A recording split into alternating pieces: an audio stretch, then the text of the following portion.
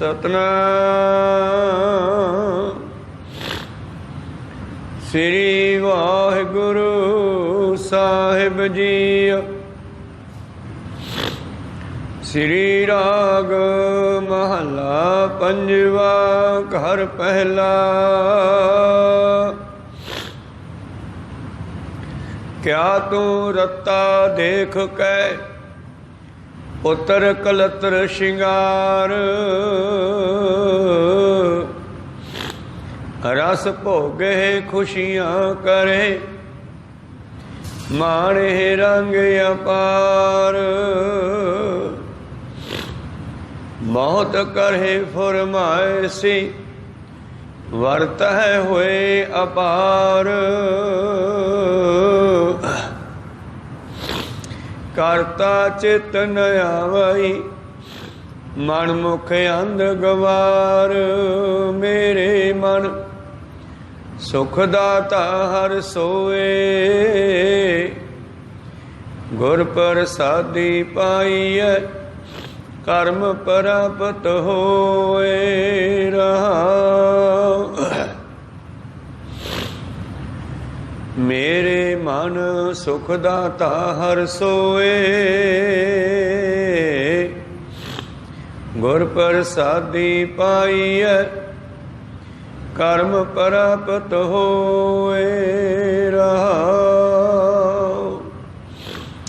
वाहिगुरु जी का खालसा वाहिगुरु जी की फतेह। आओ गुरु प्यारे गुरु सुमारे सतसंगी जनों, रोजाना की तरह पातशाह जी की अपार कृपा बख्शिश का सदका अमृत वेले तो लै करके ही पातशाह जी के चरणा कमलों विखे हाजरियां लवा रहे हो। आप जी अमृत वेले के नितनेम उपरंत पवित्र आसा जी की वार के शब्द कीर्तन सरवण कर रहे सी। उपरंत चल रही लड़ीवार कथा मुताबक पवित्र शब्द का पाठ सरवण किया जी। आओ मनोबिरतियां गुरु चरणों नाल जोड़ते हुए गुरु चरणों विखे लवाइए हाजरियां। गुरु का बख्शिया फतेह का नारा करिए बुलंद गज के आखिए जी। वाहिगुरु जी का खालसा वाहिगुरु जी की फतेह। सतनाम श्री वाहिगुरु साहिब जी। श्री राग महला पंजवा घर पहला। क्या तू रत्ता देख के पुत्र कलत्र शिंगार। रस भोगे खुशियाँ करे माणे रंग अपार। क्या तू रत्ता देख के पुत्र कलत्र शिंगार। रस भोगे खुशियाँ करे माणे रंग अपार। बहुत करे फरमाइशी वर्त हुए अपार। करता चित न आवई मन मुख अंध गवार। मेरे मन सुखदाता हर सोए गुर प्रसादी पाइय कर्म प्राप्त होए। गुर प्रसादी पाइय कर्म प्राप्त होए। वाहिगुरु जी का खालसा वाहिगुरु जी की फतेह। ये पवित्र बचन पंजवें पातशाह शहीदां दे सिरताज सतगुरु ਆਪ ਪਰਮੇਸ਼ਰ ਧੰਨ ਧੰਨ ਸ੍ਰੀ ਗੁਰੂ ਅਰਜਨ ਦੇਵ ਮਹਾਰਾਜ ਜੀ ਦੇ ਉਚਾਰਨ ਕੀਤੇ ਹੋਏ ਸ੍ਰੀ ਗ੍ਰੰਥ ਸਾਹਿਬ ਮਹਾਰਾਜ ਜੀ ਦੇ ਅੰਗ 42 ਉੱਪਰ ਸੁਭਾਏਮਾਨ ਹਨ। ਇਹਨਾਂ ਬਚਨਾਂ ਰਾਹੀਂ ਧੰਨ ਧੰਨ ਸ੍ਰੀ ਗੁਰੂ ਗ੍ਰੰਥ ਸਾਹਿਬ ਜੀ ਮਹਾਰਾਜ ਕੀ ਬਖਸ਼ਿਸ਼ ਕਰਦੇ ਹਨ, ਮਨੁੱਖ ਨੂੰ ਗਿਆਨ ਦਿੰਦੇ ਹੋਏ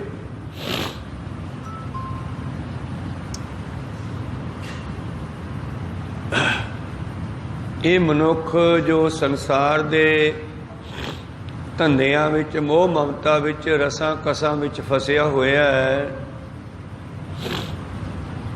ਇਸ ਨੂੰ ਸਮਝਾਉਂਦੇ ਹੋਏ ਪਰਮੇਸ਼ਰ ਨਾਲ ਜੋੜਨ ਦੀ ਕਿਰਪਾ ਕਰਦੇ ਹਨ।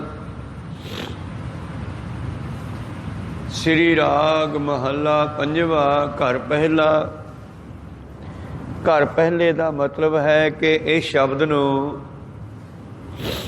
ਰਾਗੀਆਂ ਨੇ ਪਹਿਲੇ ਘਰ ਦੇ ਤਾਲਾਂ ਵਿੱਚ ਗਾਉਣਾ ਹੈ।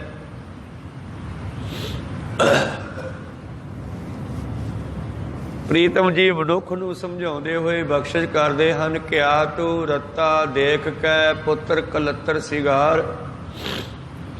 ਹੇ ਮਨੁੱਖ, ਕੀ ਤੂੰ ਪੁੱਤਾਂ ਪੋਤਰਿਆਂ ਨੂੰ ਦੇਖ ਕੇ,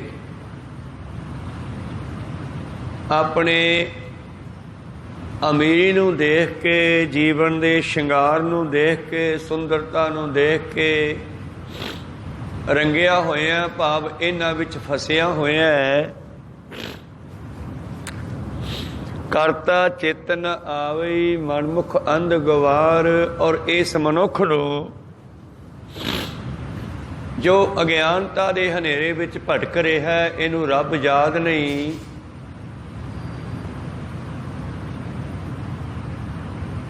ਰਸ ਭੋਗੇ ਖੁਸ਼ੀਆਂ ਕਰੇ, ਮਾਣੇ ਰੰਗ ਅਪਾਰ।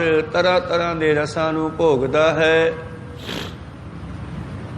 ਖੁਸ਼ੀਆਂ ਮਾਣਦਾ ਹੈ, ਮਨੋਰੰਜਨ ਕਰਦਾ ਹੈ, ਵਿਸ਼ੇ ਵਿਕਾਰ ਭੋਗਦਾ ਹੈ ਔਰ ਸ਼ਰਾਬਾਂ ਨਸ਼ਿਆਂ ਵਿੱਚ ਵੀ ਗੁੜੁੱਚ ਹੈ।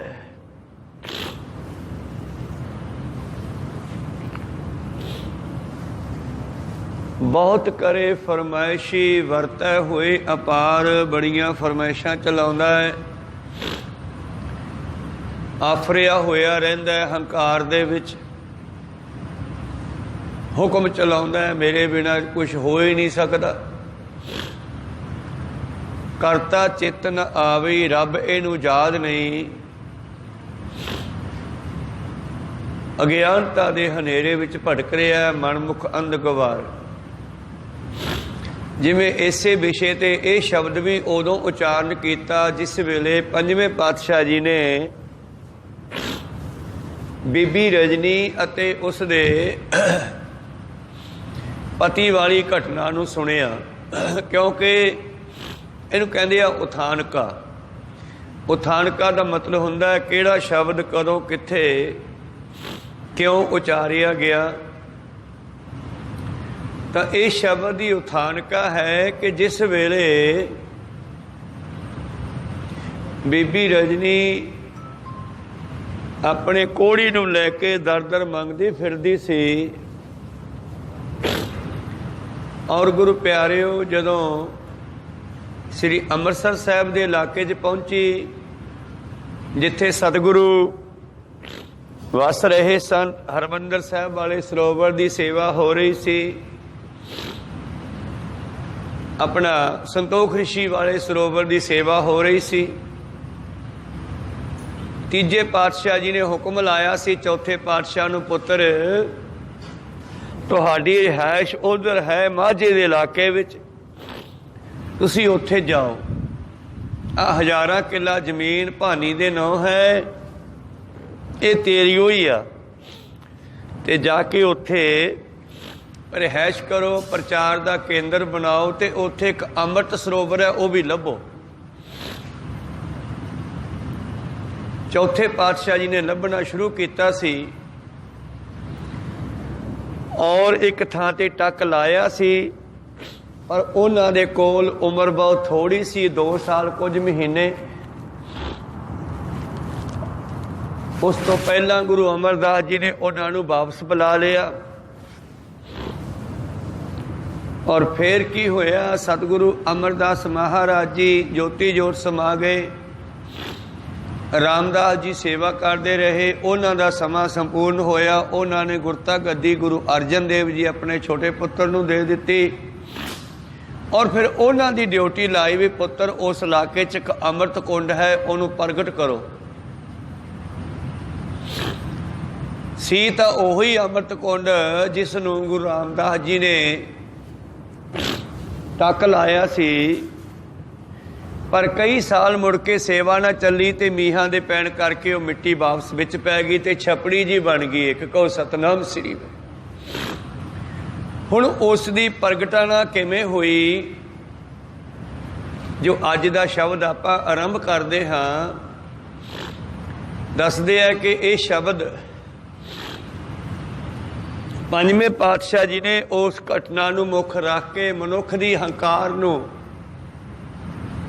मुख रखदियां होया, जिहदे रब चेते नहीं है तां सारियां वास्ते सांझी गल, पर निशाना है पट्टी दा चौधरी। बीबी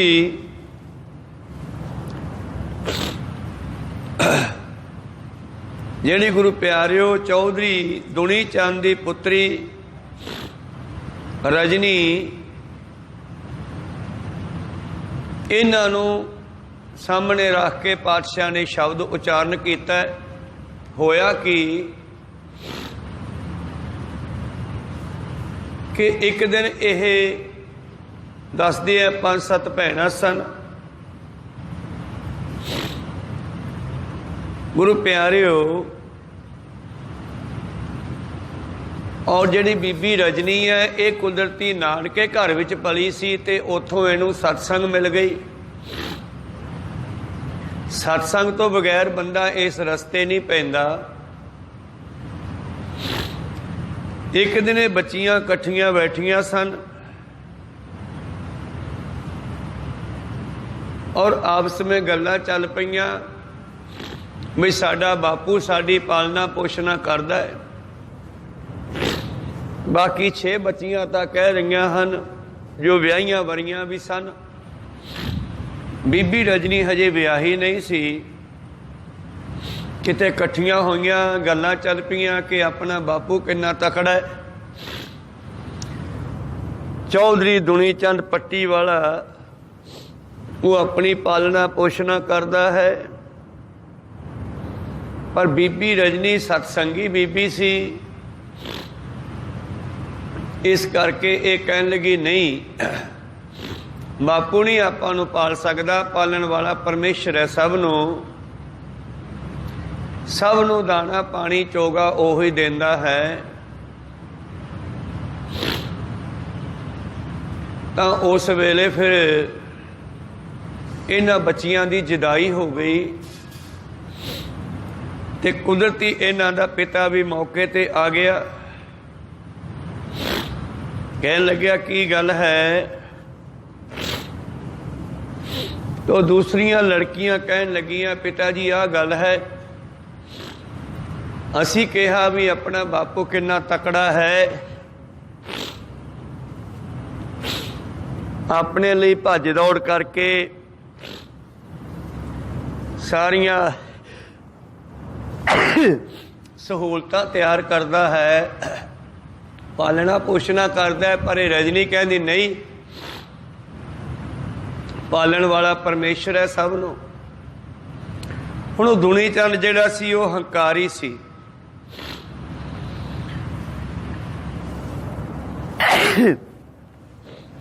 रजनी दी ये गल सुन के उहदा गुस्सा चढ़ गया। वो कहन लग्या तू ये गल किवें कहनी है? वो कहनी गुरबाणी दे आधार ते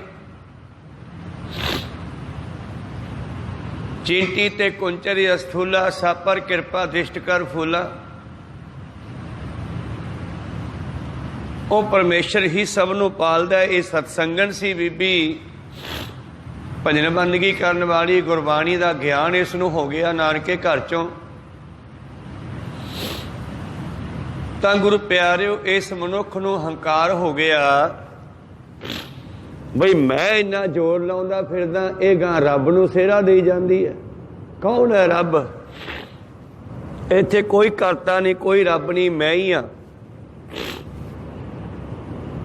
ਦੇਖੂੰਗਾ ਤੇਰੇ ਰੱਬ ਨੂੰ ਜਦੋਂ ਤੈਨੂੰ ਸੁੱਖ ਦੇਊਗਾ, ਮੈਂ ਤੇਰਾ ਕੋਹੜੀ ਨਾਲ ਵਿਆਹ ਕਰੂੰਗਾ। ਹੁਣ ਕਹੋ ਸਤਨਾਮ, ਗੁੱਸੇ 'ਚ ਆ ਗਿਆ। ਔਰ ਭੇਜ ਕੇ ਬੰਦਾ ਇਸਨੇ ਕੋਈ ਐਸਾ ਕੋਹੜੀ ਲੱਭ ਲਿਆ, ਮੰਗਾ ਲਿਆ, ਜਿਸ ਦੇ ਹੱਥ ਪੈਰ ਖਰਾਬ ਸਨ, ਔਰ ਪਟੜੀ ਜੀ ਤੇ ਬੈਠ ਕੇ ਰੁੜਦਾ ਸੀ। ਇਹਦੇ ਬੰਦੇ ਇਹਦੀ ਗੱਲ ਮੰਨ ਕੇ ਉਹ ਕੋਹੜੀ ਨੂੰ ਲੈ ਆਏ। ਮਾਂ ਬੜਾ ਰੋਈ, ਦੂਸਰੀਆਂ ਲੜਕੀਆਂ ਵੀ ਰੋਈਆਂ ਹੋਣਗੀਆਂ, ਪਿਆਰ ਤਾਂ ਸੀਗਾ ਹੀ ਅਕਸਰ। ਖੈਰ, ਪਰ ਇਹ ਪੱਥਰ ਦਿਲ ਦੁਨੀ ਚੰਦ ਚੌਧਰੀ ਪੱਟੀ ਵਾਲਾ, ਇਸ ਨੇ ਕੋਈ ਦਇਆ ਨਾ ਕੀਤੀ। ਉਸ ਵਿਚਾਰੀ ਰਜਨੀ ਨੂੰ ਜਿਹੜਾ ਸੀ ਤੋਰ ਦਿੱਤਾ ਘਰੋਂ ਕੋਹੜੀ ਦੇ ਨਾਲ। ਕੋਹੜੀ ਨੇ ਵੀ ਬਹੁਤ ਕਿਹਾ ਵੀ ਤੁਸੀਂ ਗਲਤ ਕਰ ਰਹੇ ਹੋ, ਮੇਰਾ ਸਰੀਰ ਠੀਕ ਨਹੀਂ ਹੈ, ਮੈਂ ਕਾਮਯਾਬ ਨਹੀਂ, ਵਿਆਹ ਦੇ ਕਾਬਲ ਨਹੀਂ। ਪਰ ਪੱਟੀ ਦੇ ਚੌਧਰੀ ਨੇ ਆਪਣੇ ਹੈਂਕੜੀ ਨਾਲ, ਹੰਕਾਰ ਨਾਲ ਉਹਨਾਂ ਦੋਹਾਂ ਦਾ ਵਿਆਹ ਕਰ ਦਿੱਤਾ। ਪਰ ਬੀਬੀ ਰਜਨੀ ਸਤਸੰਗਣ ਪਰਮੇਸ਼ਰ ਦਾ ਭਾਣਾ ਮੰਨਦੀ ਹੋਈ ਉਸ ਕੋਹੜੀ ਦੀ ਖਾਰੀ ਨੂੰ ਲੈ ਕੇ ਤੁਰ ਪਈ, ਘਰੋਂ ਵਿਦਾ ਹੋ ਗਈ, ਫਿਰਨੀ ਤੋਂ ਬਾਹਰ ਨਿਕਲ ਗਈ। ਹੁਣ ਪੇਟ ਰੋਟੀ ਤਾਂ ਮੰਗਦਾ ਹੀ ਆ। ਇਸ ਕਰਕੇ ਉਸ ਬੱਚੀ ਨੇ ਆਪਣੇ ਪੇਕਿਆਂ ਦੇ ਪਿੰਡ ਵਿੱਚੋਂ ਮੰਗਣਾ ਠੀਕ ਨਾ ਸਮਝਿਆ, ਤੇ ਪਰਮੇਸ਼ਰ ਦੇ ਹੁਕਮ ਅੰਦਰ ਜਿੱਧਰ ਲੈ ਜਾਵੇ ਚਲੋ, ਚੱਲ ਪਈ ਆਪਣੇ ਪਤੀ ਨੂੰ ਲੈ ਕੇ। ਪਤੀ ਤੇ ਪਤਨੀ ਦੋਨੇ ਇੱਕ ਦੂਜੇ ਦੇ ਸਾਥੀ ਹੈ ਜ਼ਿੰਦਗੀ ਦੇ।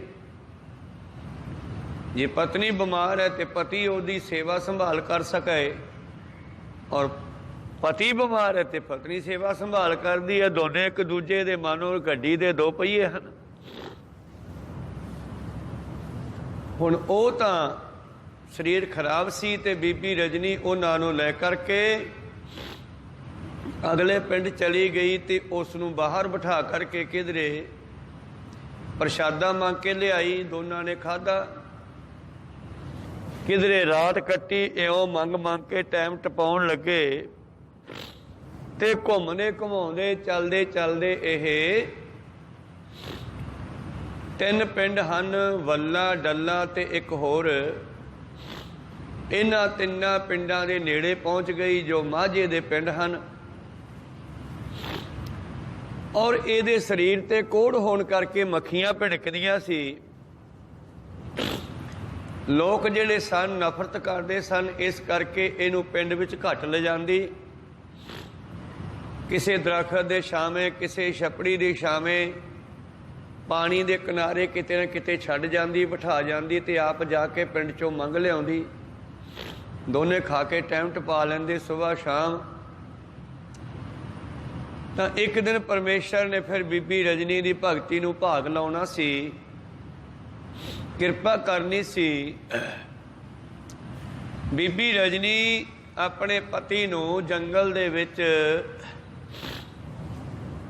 ਜਿੱਥੇ ਬੜੀਆਂ ਬੇਰੀਆਂ, ਬੜੇ ਦਰਖਤ ਹੈ, ਜਿਨ੍ਹਾਂ ਦੇ ਵਿਚਾਲੇ ਇੱਕ ਛਪੜੀ ਵੀ ਹੈ, ਛੋਟਾ ਜਿਹਾ ਟੋਭਾ ਹੈ। ਇਹ ਉਹੀ ਟੋਭਾ ਸੀਗਾ ਜਿਹੜਾ ਗੁਰੂ ਰਾਮਦਾਸ ਜੀ ਨੇ ਟੱਕ ਲਾਇਆ ਸੀ। ਮੁੜ ਕੇ ਮੀਂਹ ਪੈਣ ਕਰਕੇ ਮਿੱਟੀ ਵਿੱਚ ਢਲ ਗਈ, ਪੋਲਾ ਥਾਂ ਕਰਕੇ ਉਹ ਨੀਵਾਂ ਹੋ ਗਿਆ ਤੇ ਛਪੜੀ ਬਣ ਗਈ। ਮੀਂਹਾਂ ਦਾ ਪਾਣੀ ਉਹ 'ਚ ਇਕੱਠਾ ਹੋ ਗਿਆ। ਤਾਂ ਬੀਬੀ ਰਜਨੀ ਜਿਹੜੀ ਸੀ ਆਪਣੇ ਪਤੀ ਨੂੰ ਉਹ ਛਪੜੀ ਦੇ ਕਿਨਾਰੇ ਬੇਰੀ ਥੱਲੇ ਬਿਠਾ ਕੇ ਚਲੀ ਗਈ। ਮਗਰੋਂ ਪਰਮੇਸ਼ਰ ਨੇ ਕਿਰਪਾ ਕੀਤੀ ਇਸ ਬੀਬੀ ਦੀ ਭਗਤੀ ਤੇ। ਪਰਮੇਸ਼ਰ ਇਸ਼ਾਰੇ ਨਾਲ ਹੀ ਸਮਝਾਉਂਦਾ ਹੈ, ਗੁਰੂ ਵੀ ਇਸ਼ਾਰੇ ਨਾਲ ਸਮਝਾਉਂਦੇ ਆ। इसने बैठे बैठे की देखिया, कुछ ਕਾਂ आए उड़दे होए ते उस छपड़ी विच चुब्भी लाई उन्होंने ते उड़ गए। हैरान हो गया जदों ਕਾਂ काले रंग दे चुब्भी लाउंदे ऐ ते निकलदे आ चिट्टे होके। को सतनाम श्री। जदों ਕਾਂ चिट्टे रंग दे बन के उड़न लगे, 5-7 ਕਾਂ उन्हें देखे भी है ये की, ਤਾਂ ਉਹਦੇ ਦਿਮਾਗ ਵਿੱਚ ਪਰਮੇਸ਼ਰ ਨੇ ਫੁਰਨਾ ਦਿੱਤਾ ਕਿ ਵੀ ਇਹ ਛਪੜੀ ਦੇ ਵਿੱਚ ਕੋਈ ਤਾਕਤ ਹੈ, ਕੋਈ ਸ਼ਕਤੀ ਆ। ਇਸ ਕਰਕੇ ਕਿਉਂ ਨਾ ਮੈਂ ਵੀ ਇਹਦੇ ਵਿੱਚ ਇਸ਼ਨਾਨ ਕਰਕੇ ਦੇਖਾਂ, ਹੋ ਸਕਦਾ ਮੈਂ ਠੀਕ ਹੀ ਹੋ ਜਾ। ਕਿਉਂਕਿ ਪਰਮੇਸ਼ਰ ਜਿਹੜਾ ਸਾਨੂੰ ਹੁਕਮ ਨਾਲ ਚਲਾਉਂਦਾ ਤੇ ਉਹ ਹੁਕਮ ਸਾਡੇ ਹੀ ਦਿਮਾਗ 'ਚ ਆਉਂਦਾ।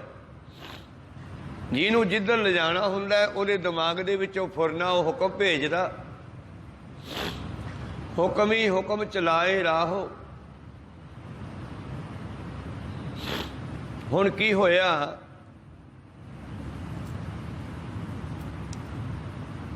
ਉਸ ਨੇ ਆਪਣੀ ਟੋਕਰੀ ਖਾਰੀ ਜੋ ਵੀ ਸੀ ਉਹ ਜਿਸ ਤੇ ਬੈਠਾ ਸੀ ਉਹ ਚੋਂ ਬਾਹਰ ਨਿਕਲਿਆ ਤੇ ਜਾ ਕੇ ਛਪੜੀ ਵਿੱਚ ਉਲਟ ਗਿਆ। ਹੱਥ ਪੈਰ ਤਾਂ ਵਿੰਗੇ ਹੀ ਸਨ, ਡਿੱਗ ਪਿਆ ਛਪੜੀ ਵਿੱਚ। ਪਰ ਡਿੱਗਦਿਆਂ ਹੀ ਕੀ ਹੋਇਆ, ਸਰੀਰ ਠੀਕ ਹੋ ਗਿਆ, ਜ਼ਖਮ ਖਤਮ ਹੋ ਗਏ, ਹੱਥ ਪੈਰ ਸਿੱਧੇ ਹੋ ਗਏ, ਸਰੀਰ 9x9 ਹੋ ਗਿਆ, ਸੁੰਦਰ ਸਰੂਪ ਹੋ ਗਿਆ। ਫਿਰ ਉਹ ਬਾਹਰ ਨਿਕਲ ਆਇਆ ਇਸ਼ਨਾਨ ਕਰਕੇ, ਬੜਾ ਖੁਸ਼ ਹੋਇਆ, ਬੜਾ ਹੈਰਾਨ ਵੀ ਹੋਇਆ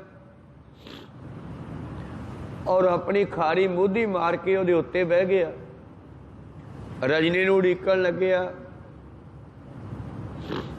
ਜਦ ਰਜਨੀ ਵਾਪਸ ਆਈ ਤਾਂ ਉਹ ਕੀ ਵੇਖਦੀ ਹੈ ਕਿ ਮੇਰਾ ਕੋਹੜੀ ਤਾਂ ਇੱਥੇ ਹੈ ਹੀ ਨਹੀਂ ਗਾ, ਤਾਂ ਕੋਈ ਹੋਰ ਨੌਜਵਾਨ ਬੈਠਾ। ਕਿਉਂਕਿ ਕੋਹੜੀਆਂ ਦਾ ਉਹਨਾਂ ਸਮਿਆਂ 'ਚ ਇਲਾਜ ਹੀ ਕੋਈ ਨਹੀਂ ਸੀ ਤੇ ਐਡੀ ਛੇਤੀ ਕੌਣ ਠੀਕ ਕਰ ਸਕਦਾ ਪਰਮੇਸ਼ਰ ਤੋਂ ਬਿਨਾਂ। ਹਰਨ ਭਰਨ ਜਾਕਾ ਨੇਤਰ ਫੋਟ, ਇਸਕਾ ਮੰਤਰ ਨਾ ਜਾਣੇ ਹੋਰ। ਕਹਿੰਦੀ ਉਹ ਬੀਬੀ ਰਜਨੀ ਲੜ ਪਈ ਉਸ ਮਨੁੱਖ ਦੇ ਨਾਲ ਜਿਹੜਾ ਉਹ 9x9 ਹੈ, ਚੰਗਾ ਭਲਾ ਹੈ, ਉਹਦੇ ਨਾਲ ਉਹ ਲੜ ਪਈ।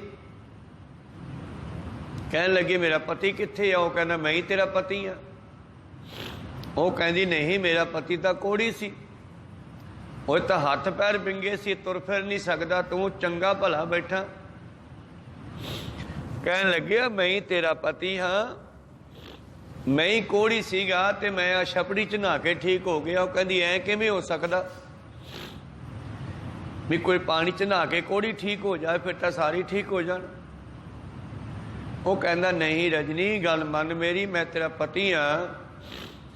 ਉਹਨੇ ਸਾਰੀ ਪਿਛਲੀ ਕਹਾਣੀ ਦੱਸੀ, ਕਿਸ ਤਰ੍ਹਾਂ ਇਹਦੇ ਪਿਤਾ ਦੁਨੀ ਚੰਦ ਨੇ ਧੱਕੇ ਨਾਲ ਤੈਨੂੰ ਮੇਰੇ ਨਾਲ ਵਿਆਹਿਆ। ਉਹ ਕਹਿੰਦੀ ਹੋ ਸਕਦਾ ਤੂੰ ਪਿੱਛੋਂ ਮੇਰੇ ਮਗਰ ਕਿਤੋਂ ਲੱਗਿਆ ਹੋਵੇਂ, ਮੈਂ ਨਹੀਂ ਮੰਨਦੀ। ਇਹਨਾਂ ਦੋਨਾਂ ਦਾ ਝਗੜਾ ਹੋ ਗਿਆ। ਉਹ ਕਹਿੰਦੀ ਮੇਰਾ ਕੋਹੜੀ ਦੱਸ ਕਿੱਥੇ ਆ, ਤੂੰ ਮਾਰ ਕੇ ਸਿੱਟਦਾ ਕਿਤੇ, ਵੀ ਚੱਲ ਸੁੰਦਰ ਲੜਕੀ ਹੈ, ਮੈਂ ਵਿਆਹ ਕਰਾ ਲੂ ਇਹਦੇ ਨਾਲ। ਉਹ ਕਹਿੰਦਾ ਨਹੀਂ, ਮੈਂ ਹੀ ਤੇਰਾ ਪਤੀ ਹਾਂ। ਉਹ ਮੰਨੇ ਨਾ। ਕਹਿੰਦੇ ਜੰਗਲ ਦੇ ਵਿੱਚ ਕੁਝ ਸਿੱਖ ਲੱਕੜਾਂ ਇਕੱਠੀਆਂ ਕਰਨ ਵਾਸਤੇ ਆ ਗਏ, ਕਿਉਂਕਿ ਮਕਾਨ ਬਣ ਰਹੇ ਸੀ। ਹੁਣ ਇੱਥੇ ਥੋੜ੍ਹੀ ਦੂਰੀ ਤੇ ਉਹਨਾਂ ਨੇ ਇਹਨਾਂ ਦਾ ਝਗੜਾ ਸੁਣਿਆ। ਉਹ ਵੀ ਹੈਰਾਨ ਹੋਏ ਵੀ ਇਹ ਛਪੜੀ 'ਚ ਕੀ ਤਾਕਤ ਹੈ।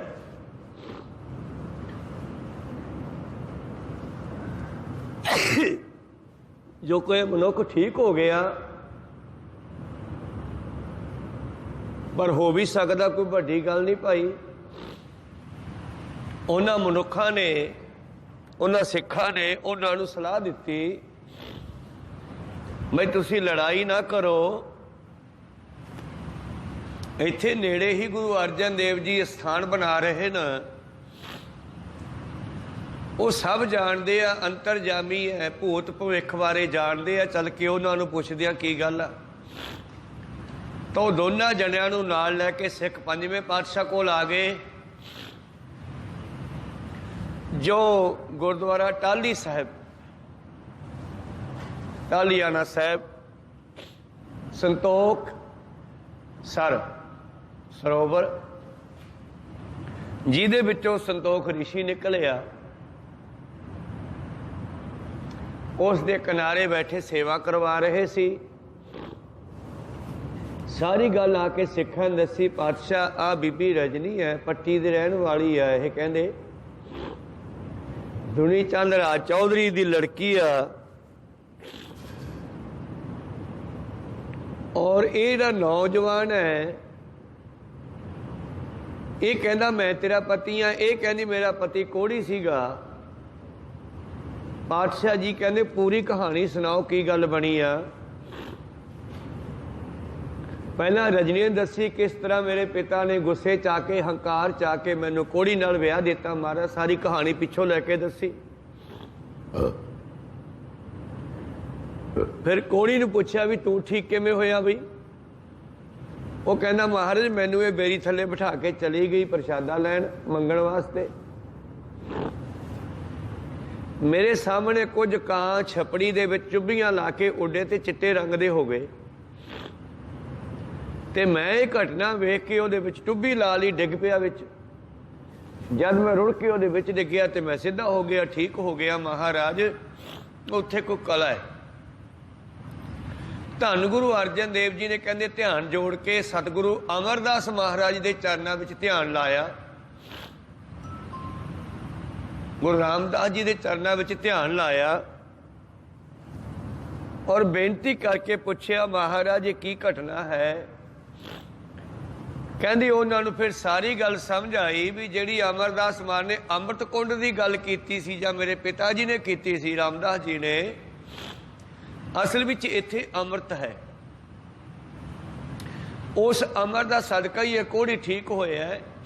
ਅੰਮ੍ਰਿਤ ਐਸੀ ਤਾਕਤ ਰੱਖਦਾ ਹੈ, ਜੇ ਕਿਸੇ ਦੇ ਅੰਦਰ ਅੰਮ੍ਰਿਤ ਦੀ ਬੂੰਦ ਹੋਵੇ ਨਾ ਤੇ ਜ਼ਖਮ ਵੀ ਮਿੰਟੋ ਮਿੰਟੀ ਰਾਜੀ ਹੋ ਜਾਂਦਾ, ਉਸ ਦਾ ਕੋਈ ਸਤਨਾਮ ਜਲਦੀ ਠੀਕ ਹੋ ਜਾਂਦਾ।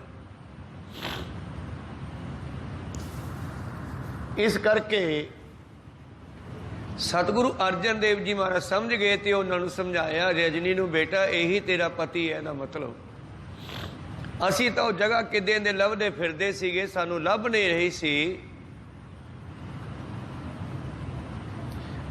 ਪਿਤਾ ਗੁਰੂ ਰਾਮਦਾਸ ਜੀ ਨੇ, ਗੁਰੂ ਅਮਰਦਾਸ ਜੀ ਨੇ ਹੁਕਮ ਲਾਇਆ ਸੀ ਇੱਥੇ ਕੋਈ ਅੰਮ੍ਰਿਤ ਕੁੰਡ ਹੈ ਸਰਯੁਗ ਦੇ ਸਮੇਂ ਦਾ। ਅਸਲ ਵਿੱਚ ਉਹੋ ਹੀ ਹੈ। ਫਿਰ ਉੱਥੇ ਮੇਰੇ ਪਿਤਾ ਨੇ ਟੱਕ ਲਾਇਆ ਹੋਣਾ, ਔਰ ਮੁੜ ਕੇ ਅਸੀਂ ਇਸ ਜਗ੍ਹਾ ਤੇ ਟੱਕ ਲਾ ਬੈਠੇ, ਚਲੋ ਸਾਨੂੰ ਕੱਲ ਨੂੰ ਦਿਖਾਇਓ। ਤੇ ਦੂਸਰੇ ਦਿਨ ਫਿਰ ਉੱਥੇ ਲੈ ਕੇ ਗਏ ਰਜਨੀ ਤੇ ਉਹਦਾ ਪਤੀ ਸਤਿਗੁਰਾਂ ਦੇ ਨਾਲ ਗਏ, ਉਹ ਜਗ੍ਹਾ ਦਿਖਾਈ। ਪਾਤਸ਼ਾਹ ਕਹਿੰਦੇ ਅਸਲ ਵਿੱਚ ਅੰਮ੍ਰਿਤ ਸਰੋਵਰ ਹੈ, ਜਿਸ ਦੇ ਪ੍ਰਥਾਏ ਗੁਰੂ ਅਮਰਦਾਸ ਮਹਾਰਾਜ ਜੀ ਨੇ ਆਪਣੀ ਬਾਣੀ 'ਚ ਲਿਖਿਆ ਹੈ, ਅੰਮ੍ਰਿਤ ਸਰ ਸਤਿਗੁਰ ਸਤਿਵਾਦੀ ਜਿਤ ਨਹਾਤੈ ਕਊਆ ਹੰਸ ਹੋਆ। ਇਹ ਲੱਛਣ, ਇਹ ਨਿਸ਼ਾਨੀ ਬਾਣੀ 'ਚ ਦੱਸੀ ਹੋਈ ਹੈ ਪਹਿਲਾਂ ਹੀ, ਗੁਰੂ ਅਮਰਦਾਸ ਜੀ ਦੀ ਬਾਣੀ 'ਚ। ਤਾਂ ਫਿਰ ਸਤਿਗੁਰੂ ਪਾਤਸ਼ਾਹ ਜੀ ਨੇ ਬੀਬੀ ਰਜਨੀ ਨੂੰ, ਉਹਦੇ ਪਤੀ ਨੂੰ ਉੱਥੇ ਘਰ ਬਣਾ ਦਿੱਤਾ, ਉੱਥੇ ਦੁਕਾਨ ਪਵਾ ਦਿੱਤੀ ਘਰ ਦੇ ਮੂਹਰੇ ਹੀ।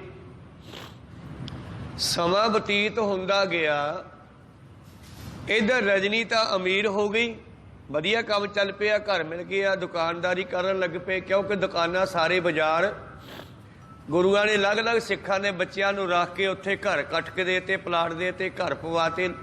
ਇਹ ਉਹ ਨਗਰ ਵਸਾਇਆ, ਜਦੋਂ ਨਾਮ ਰੱਖਿਆ ਗਿਆ ਚੱਕ ਰਾਮਦਾਸਪੁਰ। ਪਹਿਲਾਂ ਗੁਰੂ ਕਾ ਚੱਕ ਨਾਮ ਰੱਖਿਆ, ਫਿਰ ਚੱਕ ਰਾਮਦਾਸ ਰੱਖਿਆ। ਉਸ ਤੋਂ ਬਾਅਦ ਦੂਜੇ ਪਾਸੇ ਉਹਦਾ ਪਿਤਾ ਦੁਨੀ ਚੰਦ ਕੰਗਾਲ ਹੋ ਗਿਆ, ਉਹਦਾ ਸਭ ਕੁਝ ਖਤਮ ਹੋ ਗਿਆ, ਕੰਗਾਲ ਹੋ ਗਿਆ। ਉਹ ਲੜਕੀਆਂ ਜਿਨ੍ਹਾਂ ਦਾ ਹੰਕਾਰ ਕਰਦਾ ਸੀ, ਜਿਹੜੀਆਂ ਕਹਿੰਦੀਆਂ ਸਾਨੂੰ ਬਾਪੂ ਪਾਲਦਾ, ਉਹ ਵਿਆਹ ਕੇ ਚਲੀਆਂ ਗਈਆਂ। ਤੇ ਗੁਰੂ ਪਿਆਰਿਓ ਹੁਣ ਇਹਨੂੰ ਮੰਗਣਾ ਪਿਆ ਦਰ ਦਰ ਦਾ, ਤੇ ਮੰਗਦਾ ਮੰਗਦਾ ਇਹ ਸ੍ਰੀ ਅੰਮ੍ਰਿਤਸਰ ਸਾਹਿਬ ਪਹੁੰਚ ਗਿਆ। ਕੋ ਸਤਨਾਮ ਸ੍ਰੀ। ਜਦੋਂ ਅੰਮ੍ਰਿਤਸਰ ਪਹੁੰਚਿਆ, ਬਾਜ਼ਾਰ ਵਿੱਚੋਂ ਲੰਘ ਰਿਹਾ ਹੈ, ਮੈਲੇ ਕੁਚਾਲੇ ਫਟੇ ਪੁਰਾਣੇ ਕੱਪੜੇ ਪਾਏ ਹੋਏ ਹੈ। ਕਹਿੰਦੇ ਲੰਘਦਾ ਲੰਘਦਾ ਜਦੋਂ ਇਹ ਬੀਬੀ ਰਜਨੀ ਦੇ ਬਾਰ ਚੋਂ ਲੰਘਣ ਲੱਗੇ ਆ, ਜੋ ਦੁਕਾਨ ਤੇ ਬੈਠੇ ਸਨ ਦੋਨੇ, ਬੀਬੀ ਰਜਨੀ ਤੇ ਉਸ ਦਾ ਪਤੀ, ਔਰ ਰਜਨੀ ਨੂੰ ਪਛਾਣ ਆ ਗਈ ਵੀ ਇਹ ਤਾਂ ਮੇਰਾ ਬਾਪੂ ਲੱਗਦਾ। ਕੋ ਸਤਨਾਮ ਸ੍ਰੀ, ਪਿਓ ਨੂੰ ਬੱਚੇ ਪਛਾਣ ਹੀ ਲੈਂਦੇ ਆ, ਭਾਵੇਂ ਕਾਫੀ ਸਮਾਂ ਹੋ ਗਿਆ।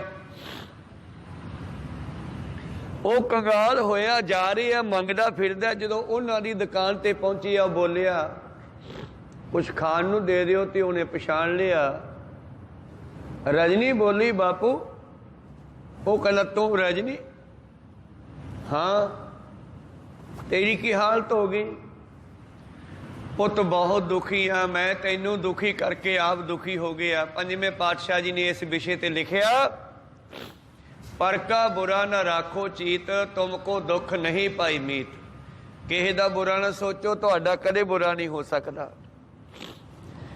ਤੈਨੂੰ ਕੋੜੀ ਨਾਲ ਵਿਆਹਣ ਤੋਂ ਬਾਅਦ ਮੈਂ ਕੰਗਾਲ ਹੋ ਗਿਆ, ਮੇਰਾ ਸਭ ਚੌਧਰਪੁਣਾ ਖਤਮ ਹੋ ਗਿਆ, ਸਭ ਕੁਝ ਖਤਮ ਹੋ ਗਿਆ। ਫਿਰ ਵੀ ਬੀਬੀ ਰਜਨੀ ਨੇ ਦਇਆ ਕੀਤੀ ਤੇ ਉਸ ਨੂੰ ਆਪਣੇ ਕੋਲ ਰੱਖ ਲਿਆ। ਕੋ ਸਤਨਾਮ ਸ੍ਰੀ। ਨਵਾਇਆ ਧਵਾਇਆ, ਨਵੇਂ ਵਸਤਰ ਪਹਿਨਾਏ।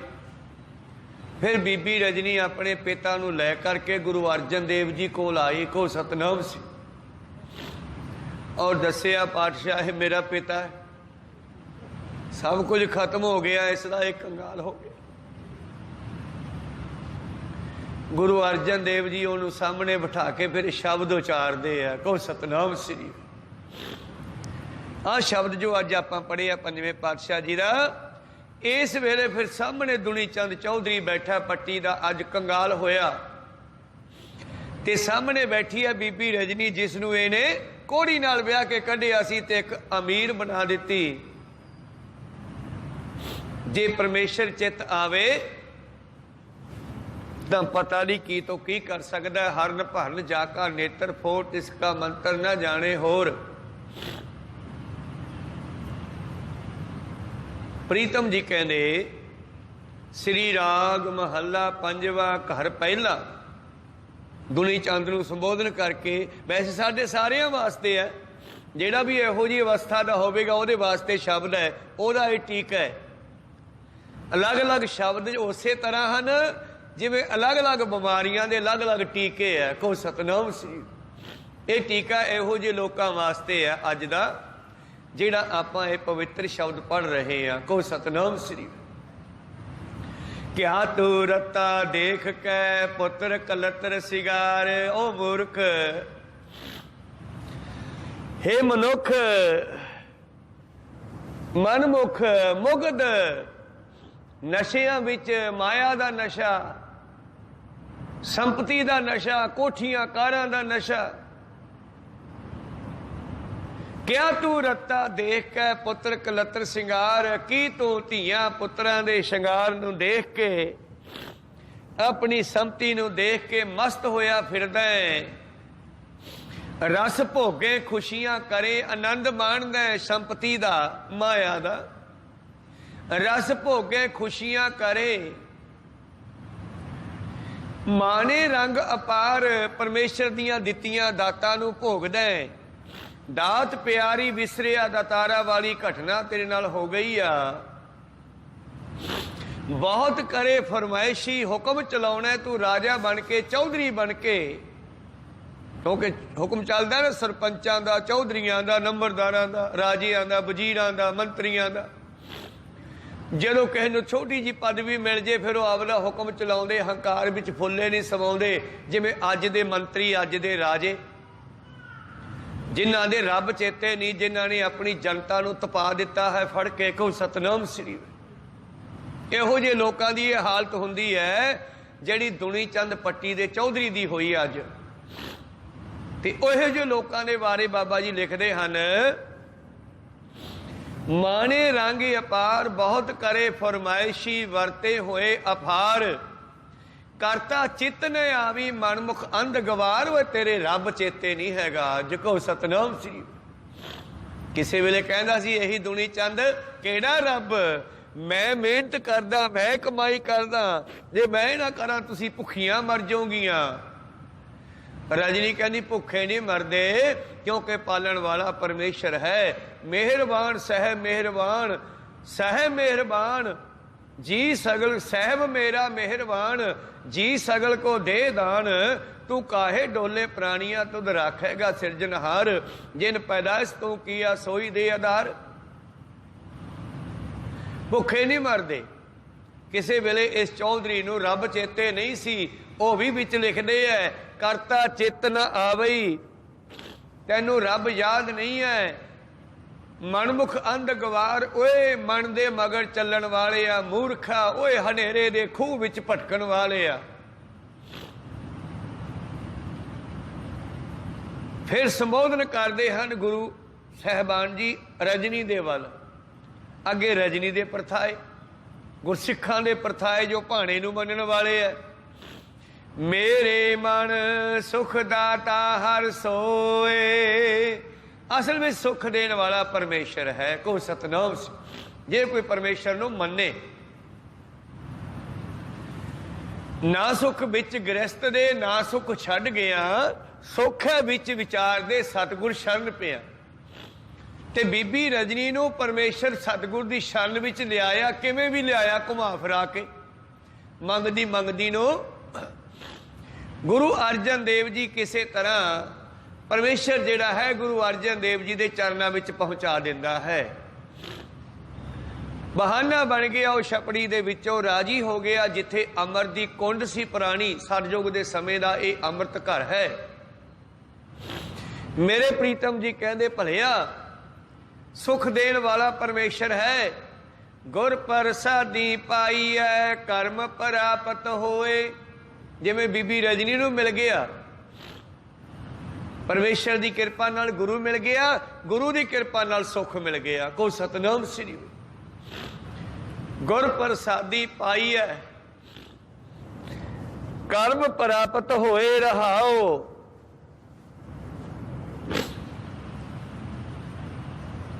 अगे फिर चल पी मनमुखा की गल। पातशाह कहते कपड़ भोग लपटाया, सोयना रुपा खाक। ये सारा कोई चौधरी कोल वाधू सीगा, दुनी चंद कोले। इसे करके तो हंकार हो गया, मेरे वर्गा केड़ा। एक सत्संगण बीबी रजनी नूं कहंदा कि मैं ही सब कुछ, केड़ा रब करता चेतना भी, रब चेते नहीं है मनुख दे। करता चेतना आवी मनमुख अंध गवार। मेरे मन सुख दाता हर सोए, गुर प्रसादी पाई है, कर्म प्राप्त होए रहाओ। पर मनुख, मनमुख मनुख चौधरी दुनी चंद वर्गे लोग अज भी है दुनिया विच। कपड़ भोग लपटाए, सोने कपड़े पाउंदे है, सोने जीव दे नाल खांदे आ, चंगा खांदे आ, माड़ा बोलदे आ। बागा पहरे, मानी दी पंक्ति है, बागा पहरे कज्जल झरे। कज्जल तां हुंदा कोला कालस, ते बागा हुंदा चिट्टा। चिट्टे कपड़े पाउंदा, मूँह चों माड़ा बोलदा। को सतनाम श्री दुनिया नूं दुख दिंदा। जिवें सज्जन ठग सीगा, बाहरों बड़ा चिट्टा सी, धर्मशाला भी चिट्टी सी, पर लोकां नूं मार मार के लुट रहा सीगा। बागा पहरे कज्जल झरे। ऐसा है दुनी चंद। ऐसे दुनी चंद वर्गे अज भी दुनिया विच बहुत लोग है।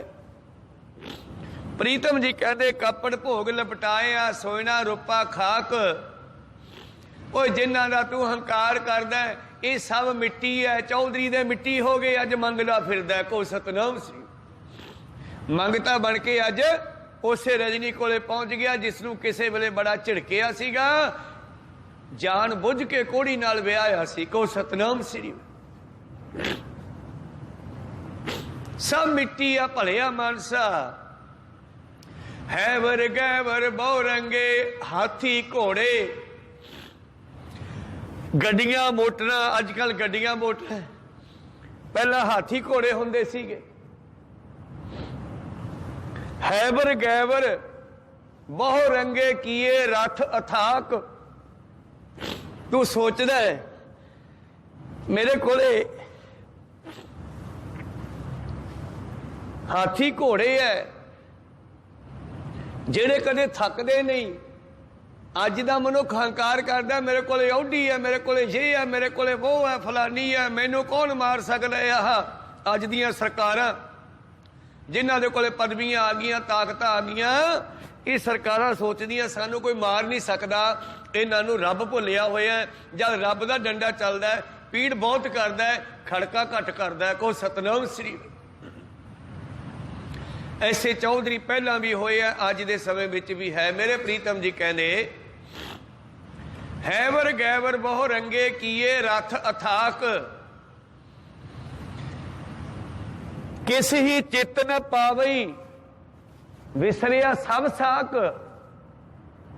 इहो ਜਿਹੇ ਹੰਕਾਰੀ ਲੋਕਾਂ ਨੂੰ ਰਿਸ਼ਤੇਦਾਰ, ਸਾਖ ਸੰਬੰਧੀ, ਸ਼ਰੀਕਾ, ਕਬੀਲਾ ਵੀ ਭੁੱਲ ਜਾਂਦਾ ਹੈ। ਕੋਈ ਸਤਨਾਮ ਸਕੀ ਧੀ ਨੂੰ ਕੋੜੀ ਨਾਲ ਵਿਆਹ ਤਾਂ ਇਦੋਂ ਤੇ ਹੋਰ ਕੀ ਹੁੰਦਾ। ਕੋਈ ਸਤਨਾਮ ਸ੍ਰੀ।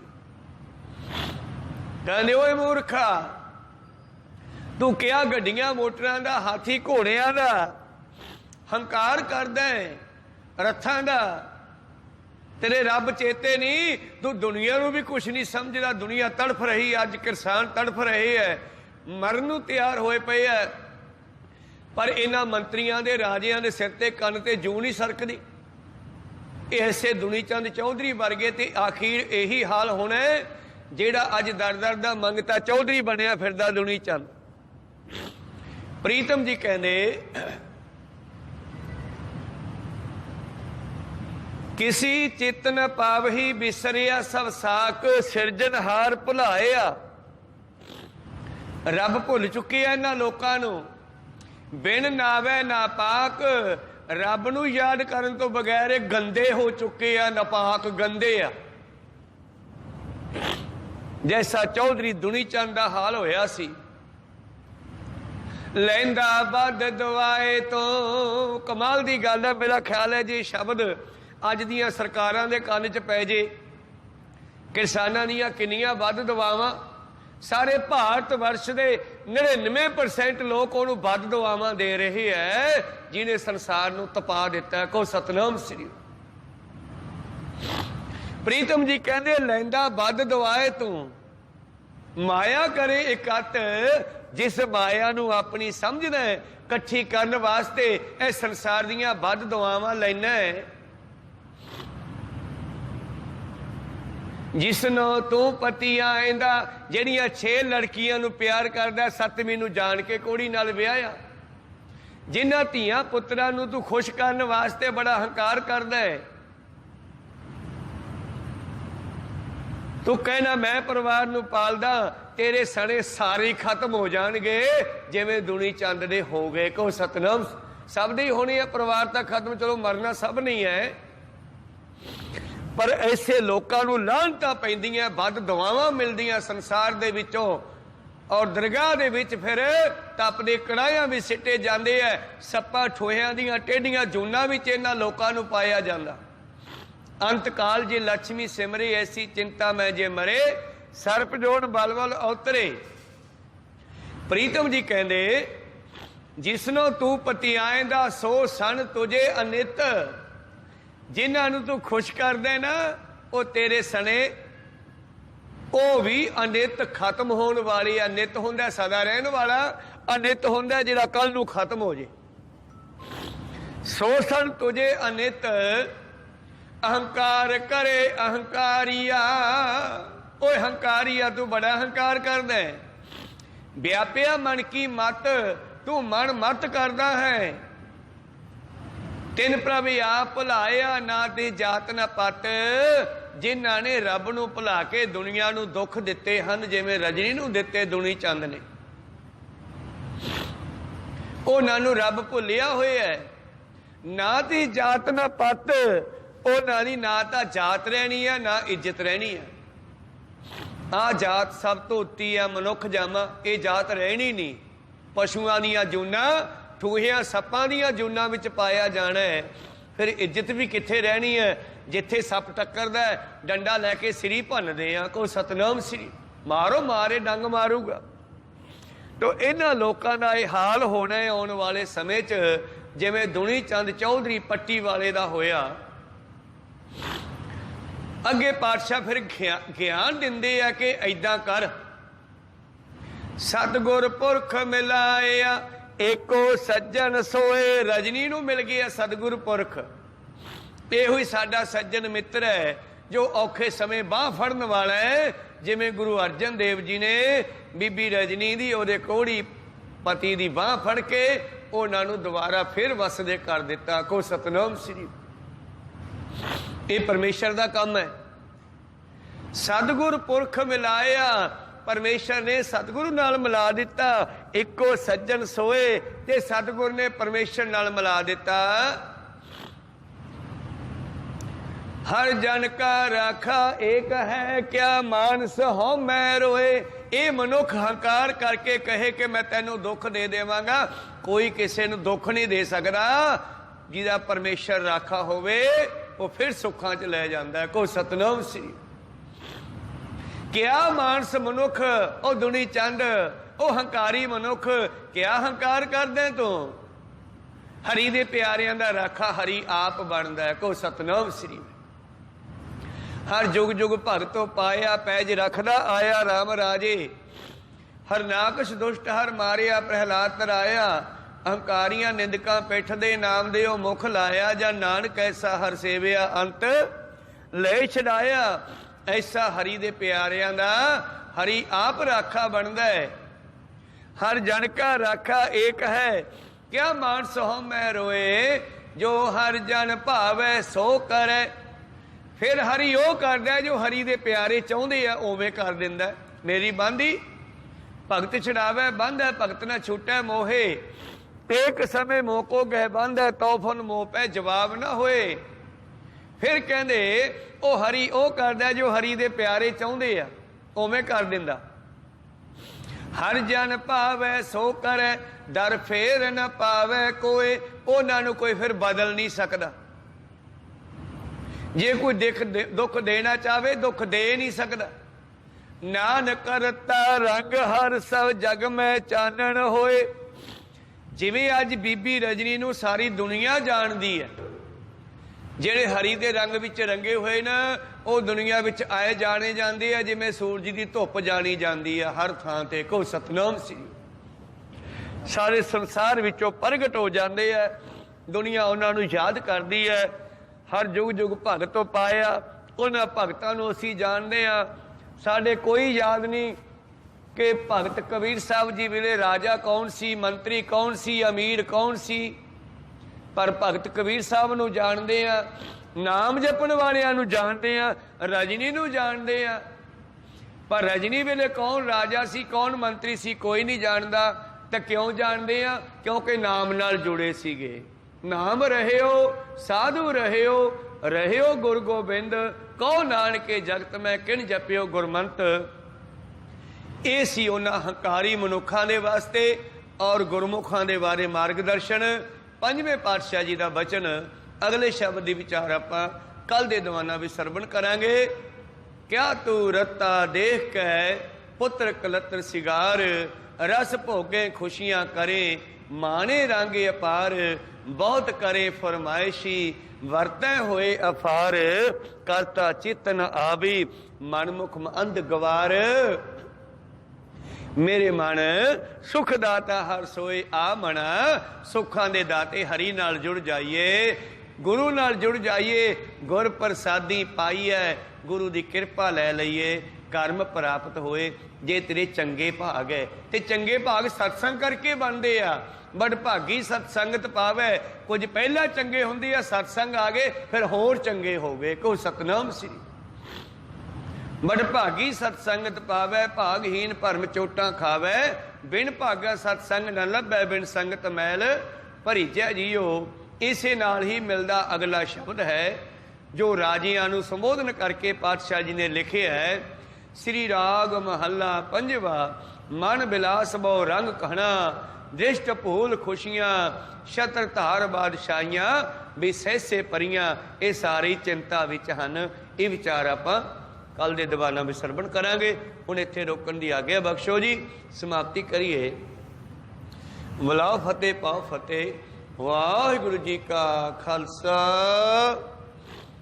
वाहिगुरु जी की फतेह।